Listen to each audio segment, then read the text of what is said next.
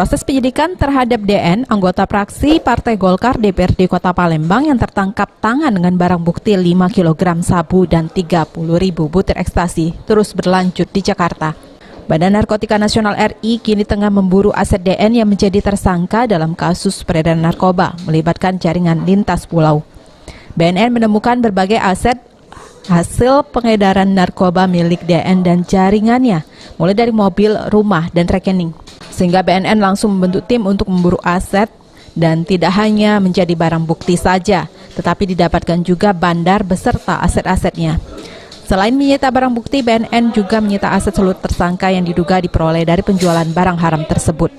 Penangkapan DN bermula saat tim gabungan mengamankan 2 kurir berinisial W dan A saat menerima 30.000 butir ekstasi dari seorang wanita berinisial Y di kawasan Pasar Macan Lindung, Bukit Baru, Kecamatan Ilir Barat 1, Kota Palembang pada Selasa 22 September 2020.